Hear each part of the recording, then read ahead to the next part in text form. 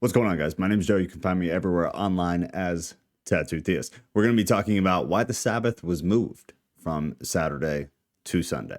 So I know most modern Christians will be like, well, what are you talking about? The Sabbath is Sunday. And some of you may even be like, well, the Jewish Sabbath was on Saturday. However, I'm here to inform you that there are many modern day Christians that actually practice and believe the Sabbath to still be on Saturday as a Christian. It's definitely the underwhelming minority. However, it exists. So it's something that we need to talk about. Also, with that is I have a lot of people who are Jewish, or at least were Jewish, who watch and follow my stuff and who I talk to. So they have this question and I wanted to address that. This specifically is for Alex. And I just want to shout that out because Alex is somebody who is in the private Discord, somebody who's been around for a very long time, watching this way before I came back this time, and someone who is kind enough to help me out by being on Patreon. So I want to address this for you specifically, but I think this will benefit other people as well because it's an interesting thing to understand. So let's dive into kind of the concepts of what this is, why the day changed, why the Jewish Sabbath was on Saturday, why Christians now practice it on a Sunday. So God, during the creation story, this was a 6-day process, right? And then on the 7th day, he rested. Okay, well, an interesting thing about it is that the word 7 in Hebrew has also and is translated as covenant, which is odd, I know, but a lot of these old languages, they're odd when you're in a English context. So you have to kind of break out of your normal ways of thinking in English. You also have to understand that the English language is ridiculous and makes no sense. So we have a very poor foundation or starting point to try to understand other languages.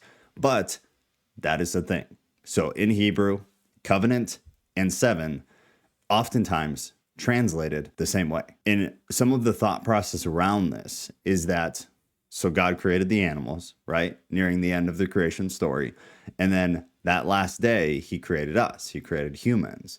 And then that ties into this term covenant. And the idea is that on that rest day, on that Sabbath day, we are keeping and living in that covenant with God. Okay, so then why don't Christians keep that covenant day, that 7th day of rest? Jews rested on that 7th day. Well, the thing is, Jews had a different covenant with God, that which we refer to now as the Old Covenant. And this was a Jewish relationship with God. This was a Jewish covenant. Colossians 2 says that the Sabbath day has passed. Revelation, however, says that there is a day set apart for the Lord. And all throughout the New Testament, we see the apostles meeting on the first day, which is Sunday, rather than the 7th day, which is Saturday. So the Colossians reference can be interpreted as the old Sabbath, the old covenant, resting on the 7th day, has come to pass. However, the new Sabbath, the new covenant that God has with his people, now being on the first day, reflected through the way that the apostles throughout the New Testament practiced it and rested, that is still alive and well. If you're with me so far and this makes sense, do me a favor, hit the like button, share it with somebody who might benefit from it, and then let's keep going. Jesus died on a Friday.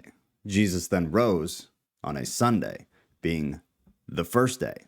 This signifies a new covenant between God, Jesus, and his people. And this is what is now referred to in Revelation, just in general speaking, as the Lord's Day. This is a day of fulfillment, the fulfillment of prophecy and the ending of the old covenant and the ushering in of the new covenant. This is the fulfillment and the beginning of this new relationship. Whereas the Jews had their relationship with God, their covenant, we now have our relationship with Christ and God through this new covenant, a newfound relationship functioning differently between creator and creation. Therefore, Christians rested on the first day, and this was the Lord's Day. And then this kind of begs the question, are Jews and Christians divorced from one another?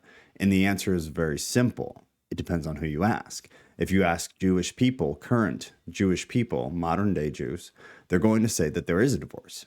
And the reason for that is they don't believe that Jesus fulfilled the messianic prophecy. However, if you ask a Christian, the answer should be no. There is no divorce because Christians, due to their beliefs, they believe and are a part of the fulfillment of the old covenant into the new covenant. The entire Christian faith is based on Jewish faith, being that Christianity is the fulfillment of the Jewish faith. And that is through Christ, through the fulfillment of the messianic prophecies, and now ushering in that new covenant. I hope that all makes sense. If you guys have any questions, you can leave them in the comments. I'll try to get to it whenever I can.